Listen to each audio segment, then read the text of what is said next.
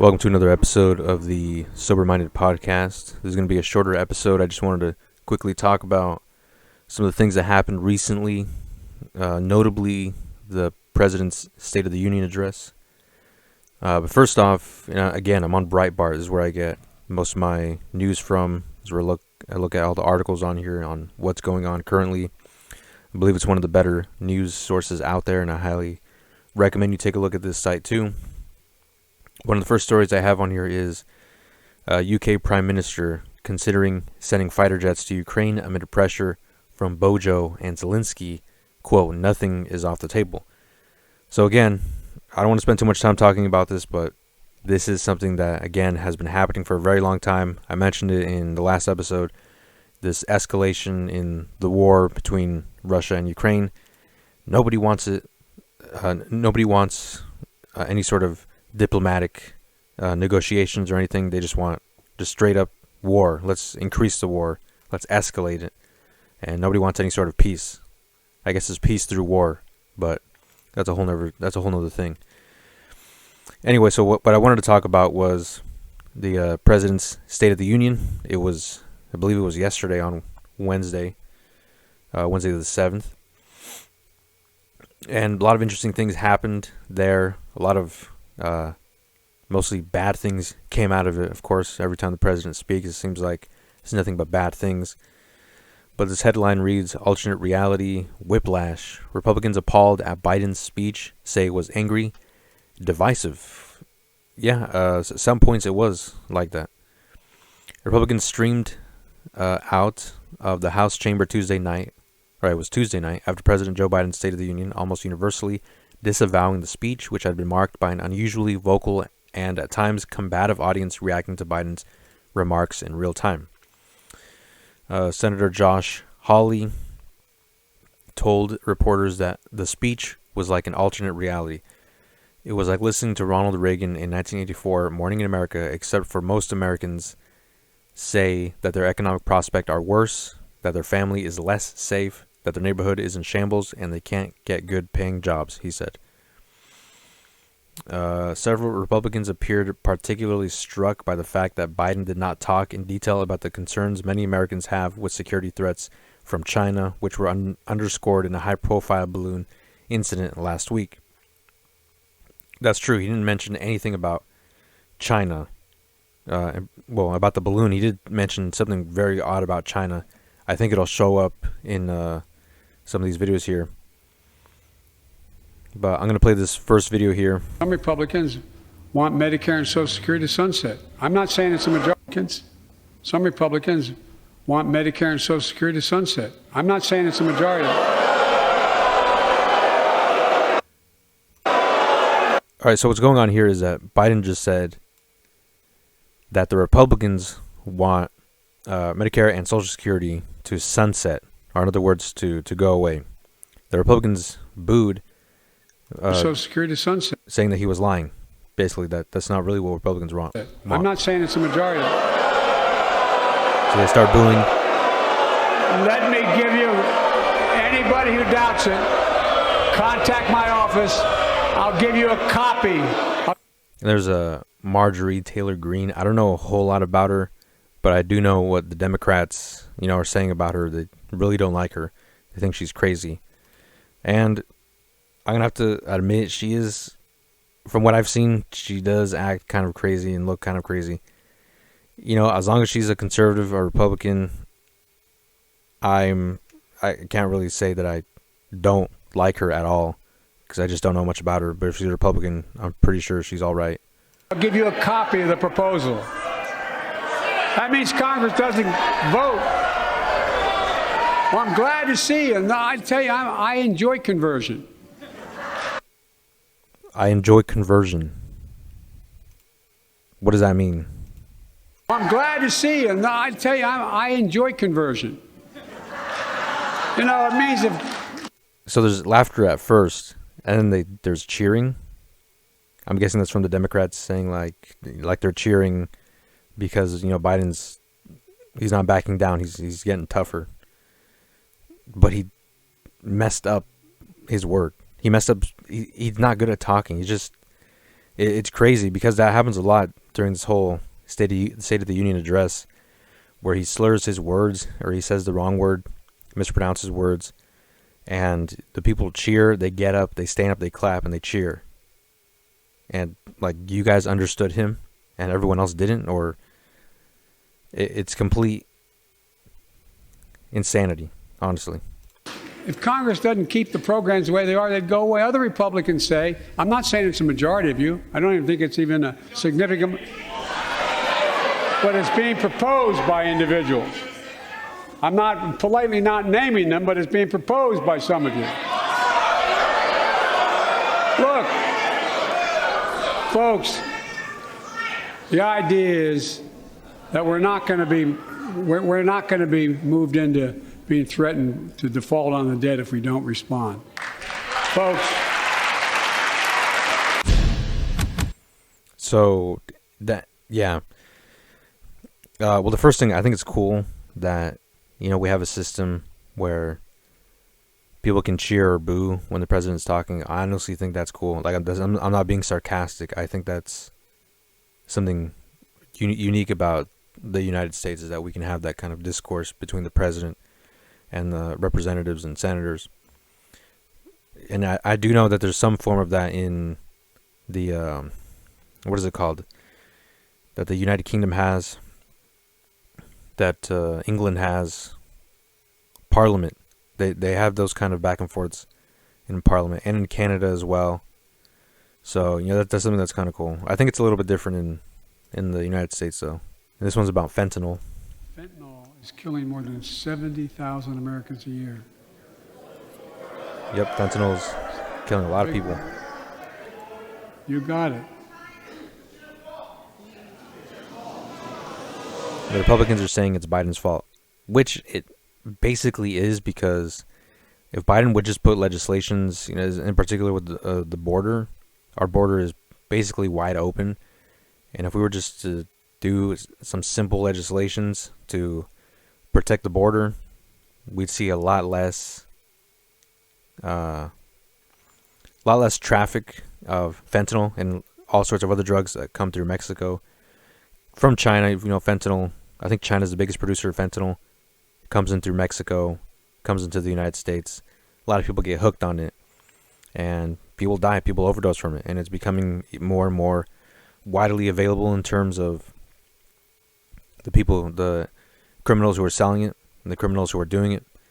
And, if we were just to put some simple legislations on the border, protecting the border, securing the border, actually having like a border, Trump got a lot of heat for doing that. He got a lot of hate, but that was something that really every country needs. How can you have a country without a border? You need to have a border, not just a border, a secure border. It'll cut down on illegal immigration. Immigration is not a bad thing. What it is illegal immigration. That's the bad thing, and that's especially when there's criminals coming over the border. Now, okay, if I was president, what I would do, I would put in legislation that would protect the honest people that are coming over the border. And then, if you're a criminal coming over the border, we'll find out pretty quick, and we'll do something about it. That seems like the most level-headed and honest thing to do. But depending on the administration, they're going to do different things, and Biden doesn't seem to care to provide a solution for this problem. So the problem will continue.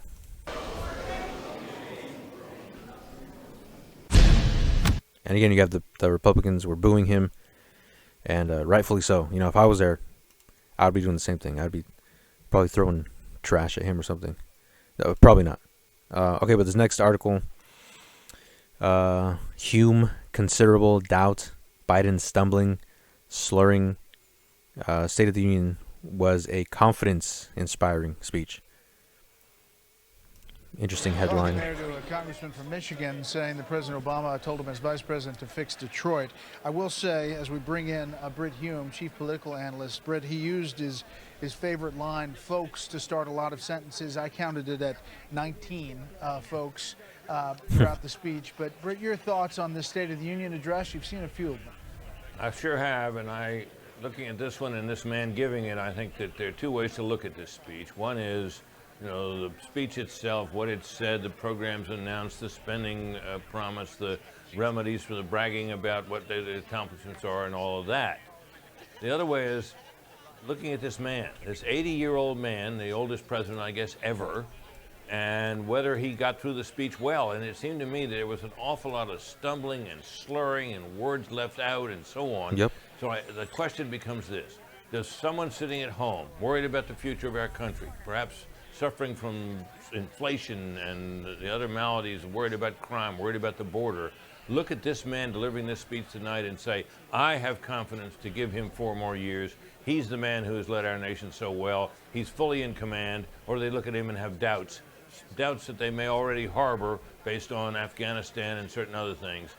I have considerable doubt as to whether this was a confidence-inspiring speech tonight.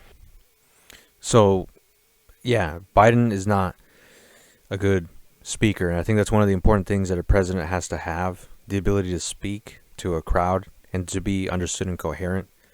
And Biden has progressively, no pun intended, progressively been losing that ability to talk, and it's really been showing recently. And again, the Democratic Party is trying to cover for him. Even when he slurs his words, they'll stand up and cheer and clap for him, and it makes no sense. I doubt that they understand him. They just cheer because he's their guy. This next article, Chinese state media ignores Biden, makes Xi speech on modernization top story. And basically, not only did the Chinese media ignore the entire spy balloon scandal occurrence, but they didn't even address Biden. And usually other countries will say something about the State of the Union from the American president, but this time, there's total silence, I believe, from China's media. But instead, they pushed their own leader, their own dictator's speech on modernization, and totally ignored both the spy balloon and the State of the Union address. Only China Daily featured an article in the State of the Union address on its front page. A dismissive commentary concluding the speech said nothing at all aside from bluff, bluster, and empty threats. And I would kind of agree with that, honestly. The President of the United States is bound by law to address a joint session of Congress every year to assess the state of the country, proposing a policy agenda for the next year, and typically boasting of any perceived success of his or her past term. Biden used his address on Tuesday to make dubious claims that the American economy is recovering from the devastation of coronavirus mandates and decades of job outsourcing, promote amnesty for illegal aliens, and support abortion. The more memorable moments of the night, however, were likely First Lady Jill Biden and Second Gentleman Doug Emhoff kissing, and Representative Marjorie Taylor Greene, Republican from Georgia, heckling Biden loudly mid-speech, occasions that had little to do with Biden's political message. Okay, the first thing, I guess, everyone's talking about it, the kiss between Biden's wife, Jill Biden, and Kamala Harris's husband, Doug Emhoff. So it was when they were greeting. I don't know if it was a mistake or something. I know that's how some people greet each other. They kiss on the cheek. I don't know why people do that, but that is some form of greeting. Maybe they leaned to the wrong side at the wrong time. And I don't know. It looked like it was on purpose, though. I don't want to show it because I think it's kind of gross. I don't want to see old people kissing. I don't want to see anyone kissing. I don't know why people greet each other like that, let alone old people. Like, come on, you guys are old. Act like wise old people that you're supposed to be. Speaking of old people, there's a lot of gray hairs in that building during the State of the Union. Nothing wrong with elder people, elderly. There is wisdom in age, but at a certain point, old people start to lose their mind. The president, that's happening with the president, and other people that were there in that building as well. I mean, come on, the term limits, age limits, something like that, guys. Anyway, so Chinese media, no reference to the State of the Union and no reference to the spy balloon. The thing about the spy balloon also, a small update that I found a few days ago. China said that they will retaliate, and if they retaliate, they are in the right to retaliate. So they've yet to retaliate, but we'll see whether they do or not.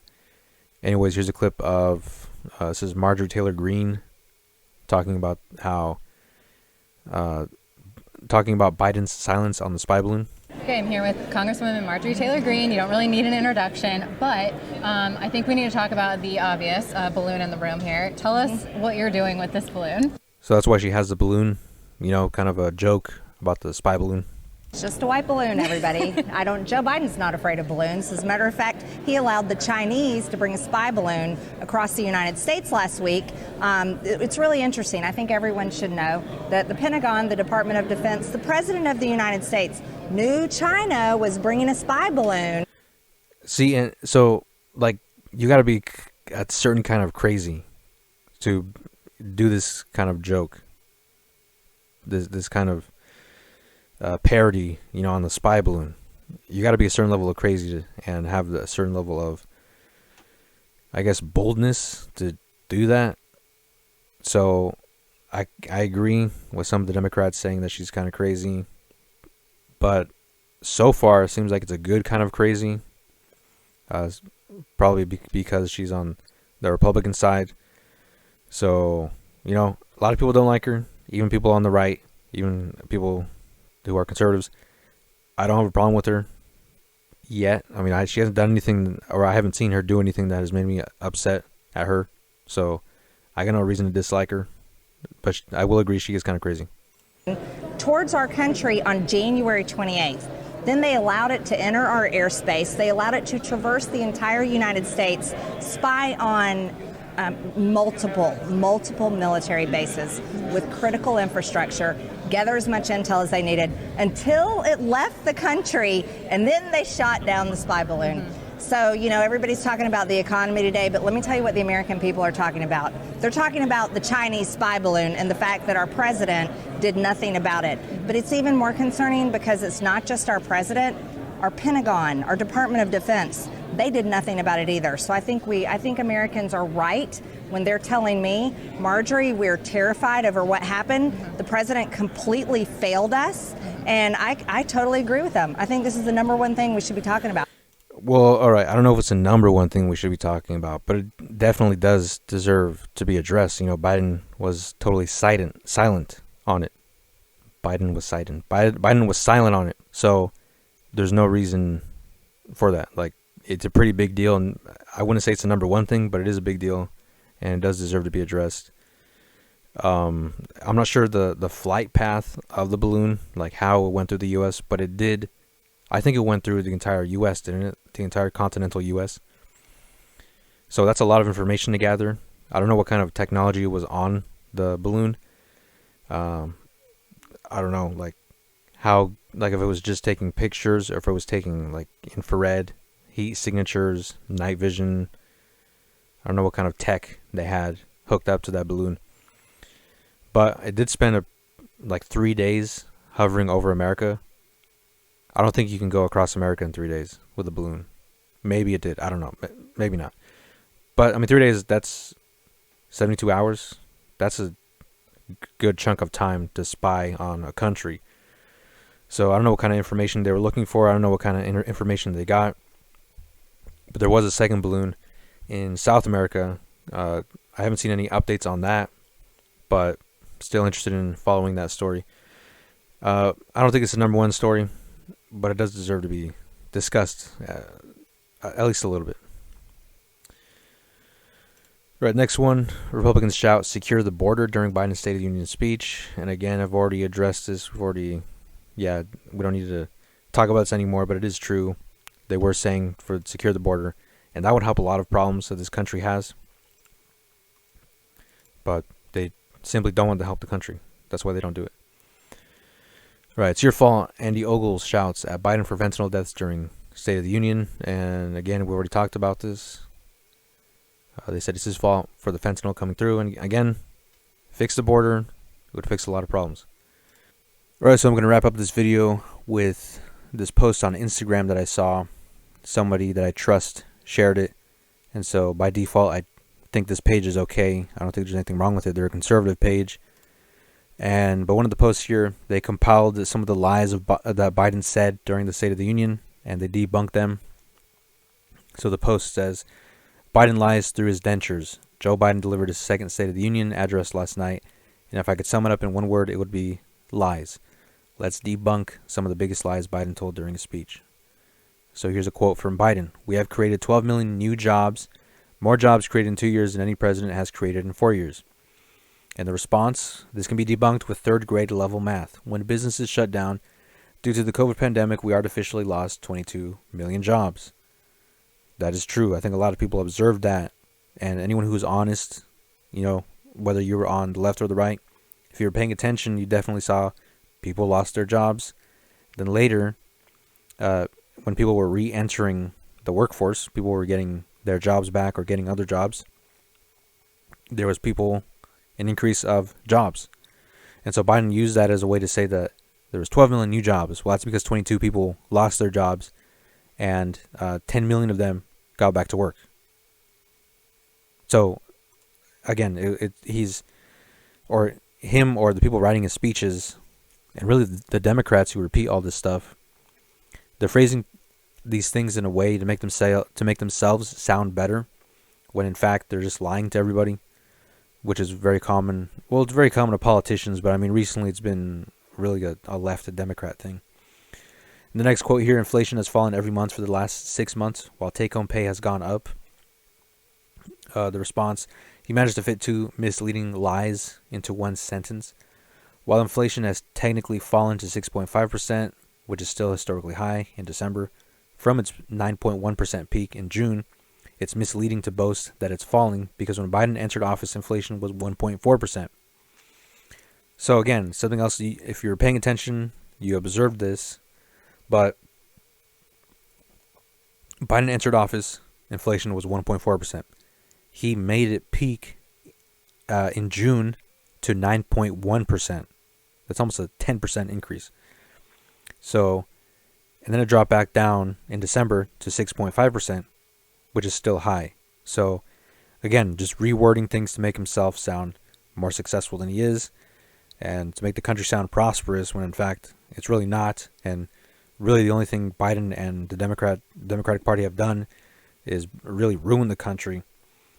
So again, they're just rephrasing things, they're just lying to make their party sound better.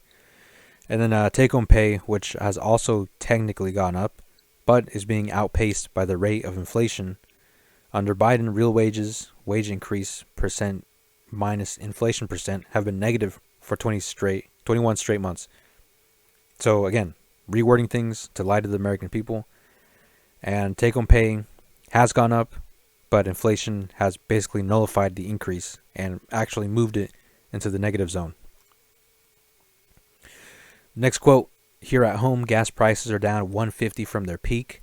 While technically true, they're down from the historic average highs of $5.01 per gallon thanks to Biden's policies over the summer. Gas prices are currently $3.44 per gallon, still more than $1 higher than when Biden took office. So again, the same thing. It's lower when Biden comes into office. He increases it, it drops down a little bit, and he takes the credit for that, making it sound like a good thing, even though it was his fault that it increased in the first place.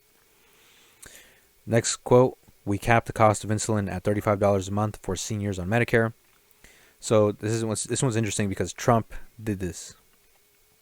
And I do remember Trump talking about this, talking about seniors in Medicare. So Trump did this. Biden delayed it when he took office. He delayed it for 2 years, and now he took credit for it.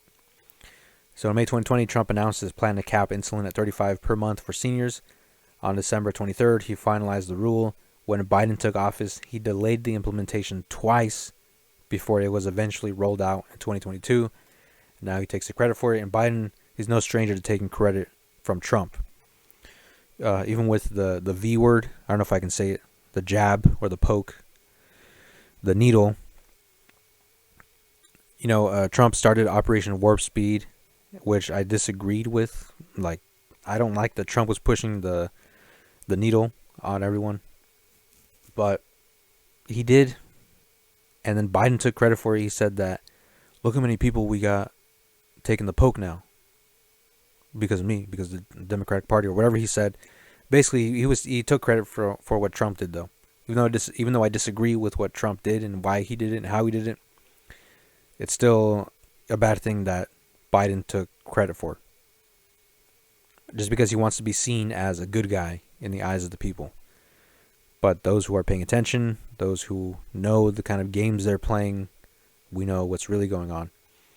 The next quote, some Republicans want Medicare and Social Security to sunset. The response, this is not true, but Democrats keep repeating it to score political points. In yesterday's newsletter, we highlighted how Speaker McCarthy said cuts to Medicare and Social Security, they're off the table. This lie led to Republicans in the chamber shouting Biden down during his speech. So McCarthy said, he's the Speaker of the House, cuts to Medicare and Social Security are off the table, they're not touching that, neither side is touching that, and then Biden just straight up lies and says that they don't want to see it anymore. So, and that was the cause of the Republicans booing and heckling him. Because he's just straight up lied. There's no ounce of truth to that. Now, honestly, I wouldn't mind seeing Social Security and Medicare go away. I wouldn't mind seeing a lot of other social government programs going away. I wouldn't mind seeing the federal government go away. That's a whole nother discussion, though, for a different episode. Then the last thing here, Biden did tell one truth that's worth highlighting. The Inflation Reduction Act is also the most significant investment ever in climate change. That's a quote from Biden. In the response, of course, in this newsletter, we pointed that out at the time, despite the bill being sold to Americans as a means to reduce inflation, but Biden finally admitted the truth. It was essentially the Green New Deal. So, it's something that kind of a lot of people knew about. The Inflation Reduction Act was not really for inflation reduction. It was really promoting the Green New Deal and environmentalist ideologies. So, like, straight up lie, again, from the Democratic Party, from Biden. And still, people are just going crazy in support for Biden. And it can get disheartening to see Biden spewing all these lies, and then people just stand up, they clap, they cheer for him. And all these people in positions of power who are saying and putting policies into effect, things that are not good for the country, whether it's the border, whether it's abortion, gun control. These things are not good. And it can get very disheartening to see these things happening to the country. But one thing's for sure, and that's everything that's going on is under the supervision, under the direction, under the ordination of God. And no matter what happens, we know whose side is winning.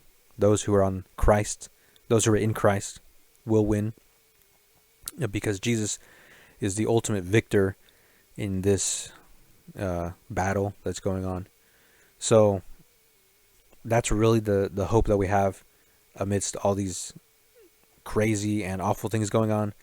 The escalation in the war between Russia and Ukraine, that's another thing that really upsets some people. And when people get upset, they stick to their side more.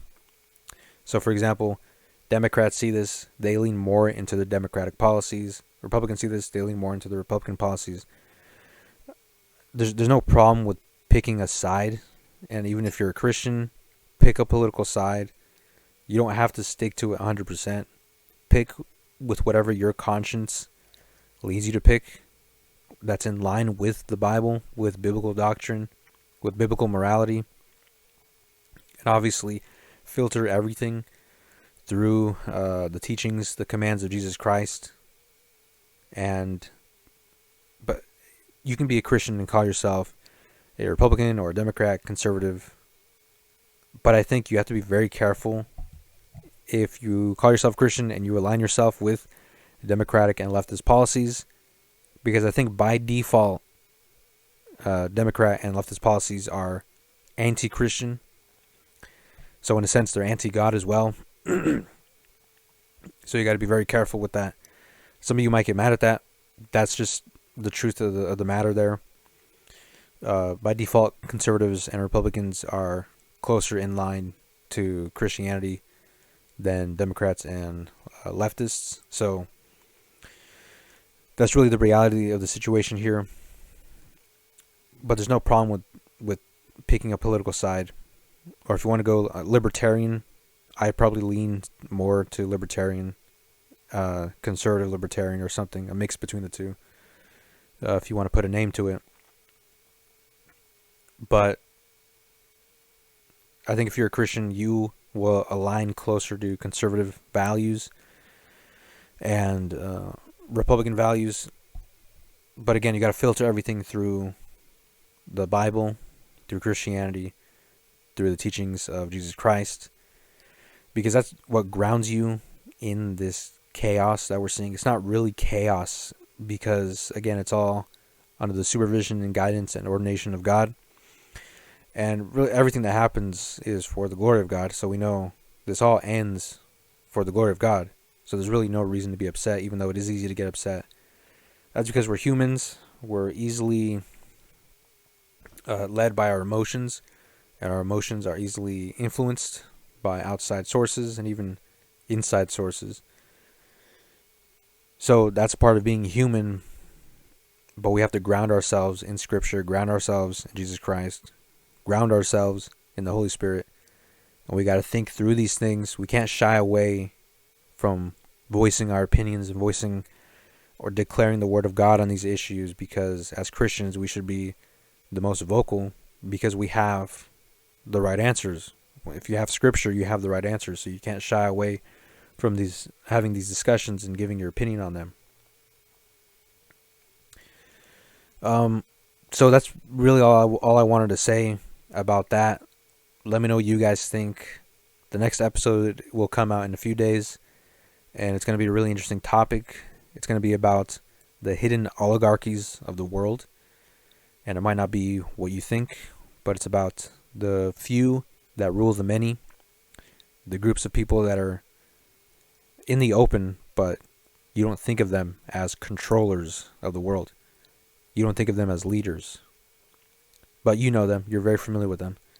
And it's the few that rule the many, or the few that influence the many, and you'll hear about that in the next episode. And I'll see you guys later. Listen, I am not nice, I am not kind, and I am not wonderful.